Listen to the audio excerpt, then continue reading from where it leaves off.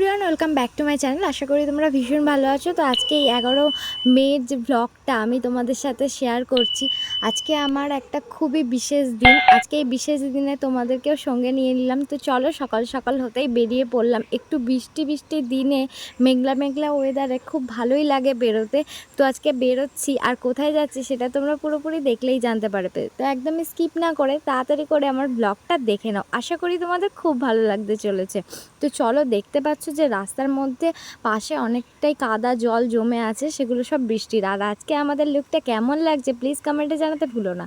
চলে এসেছি আমাদের রাজপুর চণ্ডীবাড়ি মন্দিরে, যেখানে আমি প্রতি বছরই আজকের দিনটায় আসি। আর আজকে আমার বিশেষ দিনটা হচ্ছে, আজকে বিবাহিত জীবন 6 বছর পূর্ণ হলো। তাই সেই আনন্দে আর সেই ভালোবাসার চোটে মায়ের কাছে পুজো দিতে চলে এলাম দুজনে মিলে, যেন আগামী দিনগুলো আরও ভালোভাবে দুজনে একসাথে হাতে হাত রেখে কাটাতে পারি। তো চলো, এখানে যে তিলকের ব্যবস্থাটা আছে সেটা নিজেদেরকেই নিতে হয়, কারণ অনেক ভিড় হয়ে যাওয়ার জন্য এখানে নিজেদেরকেই নিতে হয়।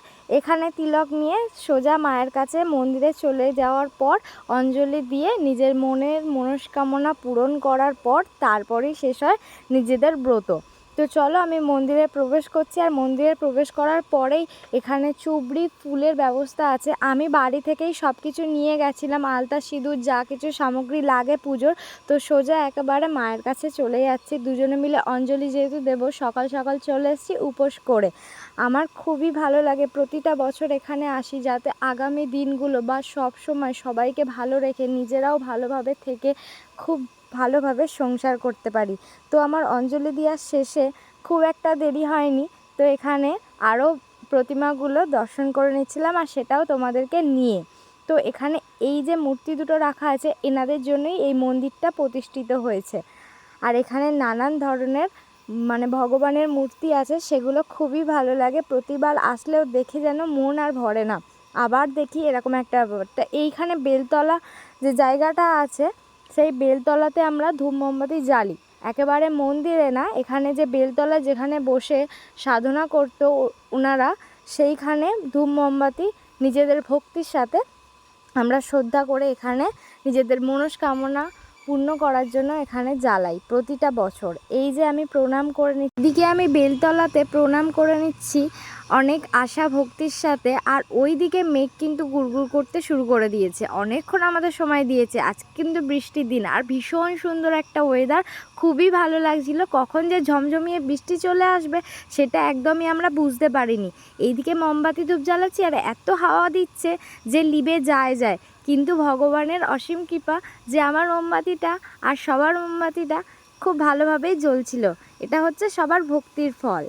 আজকে কিন্তু এমন একটা দিন, প্রতিটা মেয়ে বা প্রতিটা ছেলের কাছে, যারা এই বিবাহিত দাম্পত্য জীবন একটা একটা দিন করে পেরিয়ে এসছে, তাদের কাছে এই দিনগুলো যে কতটা মাধুর্যের সেটা নিজেরাই জানি আমরা। তো সেই দিনগুলোর আশায় পরবর্তী দিনগুলো যাতে আরও সুন্দরভাবে দুজন দুজনার পাশে থেকে কাটাতে পারি, সেই কামনা করে এই দিনটা স্মরণীয় করে রাখার জন্য তোমাদেরকে নিয়ে একসাথে ব্লগটা বানিয়েছি। আশা করি তোমরা যারা বড় আমার থেকে তারা আমাকে অনেক আশীর্বাদ করবে, আর যারা ছোট তারা অনেক ভালোবাসা দেবে। দেখো, তোমাদেরকে বলছিলাম কখন যে বৃষ্টি চলে আসবে আমরা একদমই টের পাবো না। বলতে না বলতেই ঝিরঝির করে বৃষ্টি পড়া শুরু করে দিয়েছে, আর আমরা বেরোতেই পারলাম না। তাই একটু সাইডে দাঁড়িয়ে থাকলাম বৃষ্টি কখন থামবে সেই আশায়। অনেক খিদেও পেয়ে গেছে। তো বৃষ্টি থামার শেষে আমরা এখানে খেতে চলে এসেছিলাম। মন্দিরের পাশেই একটা নিরামিষ দোকান ছিল, যেখানে বিক্রি হচ্ছিল পুরি আর ছোলার ডালের তরকারি। তো খিদে পেয়েছে ভীষণ, আর বেলাও হয়েছে খুব, মনে অতটা হচ্ছে না, কিন্তু 10:30 বেজে গেছে। বৃষ্টিটা তো থামছিল না, তা বৃষ্টি একটু কমতে আমরা খেতে বসে পেলাম। তো বিল দিয়ে আমরা বেরোতে বেরোতে আবার যেন একটু ঝিরঝিরিয়ে বৃষ্টি চলে এলো। তো এবার তো অনেকটাই দেরি হয়ে যাবে, বেরিয়ে তো আমাদেরকে যেতেই হবে। তো চলো একেবারে বেরিয়ে যাই। বৃষ্টির মধ্যে ব্লগটা রানিং করতে পারলাম না, অনেকটা বাড়ির কাছাকাছি চলে এসেছি, আর ব্লগটা বাড়ালাম না এই পর্যন্ত। আবার কোনো নেক্সট ব্লগে দেখা হবে, তার জন্য প্লিজ চ্যানেলটিকে সাবস্ক্রাইব করো। টাটা।